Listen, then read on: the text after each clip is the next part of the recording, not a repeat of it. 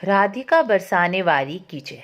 राधे राधे। शिव पुराण के अनुसार 9वां ज्योतिर्लिंग वैद्यनाथ ज्योतिर्लिंग है।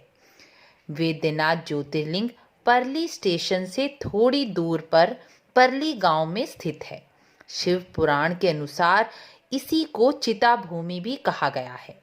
शिव पुराण के अनुसार सूत जी कहते हैं, वैद्यनाथ ज्योतिर्लिंग का महात्म्य सुनने से सभी पापों का नाश हो जाता है। इसके संबंध में जो कथा आती है वह इस प्रकार है। एक समय अभिमानी राक्षस राज रावण कैलाश पर महादेव की आराधना कर रहे थे।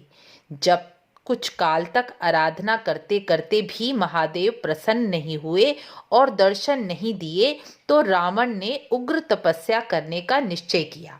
वह गर्मी में अग्नि के बीच बैठकर मंत्र जाप करता, वर्षा ऋतु में खुले मैदान पर चबूतरे पर बैठकर आराधना करता और ठंड में जल के भीतर खड़े होकर तपस्या करता। उसने इस प्रकार से लंबी तपस्या की, लेकिन महादेव प्रसन्न नहीं हुए, क्योंकि अभिमानी और दुरात्माओं पर ईश्वर जल्दी प्रसन्न नहीं होते, क्योंकि तपस्या करने पर वह कुछ भी ऐसा मांग सकते हैं जिससे दूसरों की हानि हो।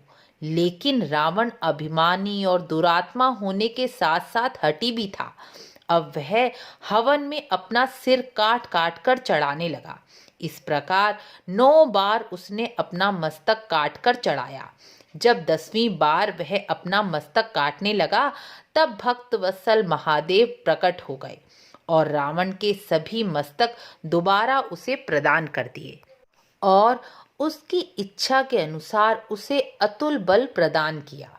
तब रावण ने कहा, महादेव, मैंने आपकी इतनी कठोर तपस्या की है, मैं आपको अपने साथ लंका ले जाना चाहता हूँ, कृपा करके आप मेरे साथ चलें। तब भगवान शंकर बड़े संकट में पड़ गए और अनमने होकर बोले, राक्षस राज, मैं तुम्हें एक उत्तम लिंग जिसमें मैं साक्षात रूप से विराजमान हूँ देता हूँ। तुम इस लिंग को भक्ति पूर्वक अपने घर लंका ले जाओ, लेकिन यदि तुमने इस लिंग को बीच रास्ते में भूमि पर रख दिया तो वह वहीं स्थित हो जाएगा और तुम उसे वहीं छोड़कर अपने घर चले जाना। यह कहकर भगवान शिव अंतर्ध्यान हो गए। रावण भगवान का शिवलिंग, जिसमें स्वयं भगवान विराजमान थे, वह उठाकर लंका ले जाने लगा, लेकिन बीच मार्ग में उसे लघु शंका जाने की इच्छा हुई। बहुत सामर्थ्यवान होने पर भी वह अपने मूत्र के वेग को रोक नहीं पा रहा था। तभी उसने एक ग्वाले को आते हुए देखा।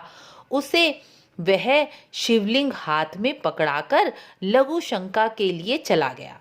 एक मुहूर्त बीतते बीतते ग्वाला शिवलिंग के भार से दुखी हो गया और उसने शिवलिंग भूमि पर रख दिया और वह हीरकमय शिवलिंग वहीं स्थापित हो गया। यही शिवलिंग वैद्यनाथेश्वर के नाम से तीनों लोकों में प्रसिद्ध हुआ। यह शिवलिंग के दर्शन करने मात्र से संपूर्ण अभिष्टों को देने वाला और संपूर्ण पाप राशि को हरने वाला यह शिवलिंग बताया गया है। वैद्यनाथ ज्योतिर्लिंग का दर्शन पूजन सभी प्रकार के रोगों और शोकों का नाश करने वाला कहा गया है। वैद्यनाथ ज्योतिर्लिंग तभी से सभी मनुष्यों के हित के लिए वहीं स्थापित हो गया। रावण यह देखकर वापस लंका चला गया। जब सभी देवताओं और ऋषियों को यह बात पता चली तो सभी देवता और ऋषियों ने वैद्यनाथ ज्योतिर्लिंग के वहां जाकर विधिवत पूजा और अर्चना की और विधिवत लिंग को स्थापित किया और स्वर्ग चले गए। रावण भी लंका जाकर इच्छित वर पाकर आनंद का अनुभव करने लगा। तब सभी देवता घबरा गए कि इतना अनुपम बल पाकर घमंडी रावण न जाने क्या करेगा, और नारद जी को रावण के पास भेजा। नारद जी रावण के पास जाकर बोले, यदि आप अपने बल की परीक्षा करना चाहें तो आप कैलाश उठाकर देखें, तभी पता चलेगा कि आप में कितना बल है। यह सुनकर रावण कैलाश उठाने चल पड़ा और कैलाश को जड़ से उखाड़कर उठा लिया। तभी मां पार्वती के कहने पर महादेव ने उन्हें श्राप दिया कि हे मूर्ख रावण, तू अभिमान से इतना भर गया कि तूने कैलाश को उठाने की मूर्खता की। तेरी भुजाओं के बल का घमंड चूर चूर करने के लिए शीघ्र ही एक वीर पुरुष इस धरती पर प्रकट होगा और तेरा सर्वनाश करेगा। यह सुनकर रावण अपने बल पर घमंड करता हुआ कैलाश को फिर से नीचे रखकर लंका लौट गया। इस प्रकार शिव पुराण में वैद्यनाथ के प्राकट्य का महात्म्य बताया गया है।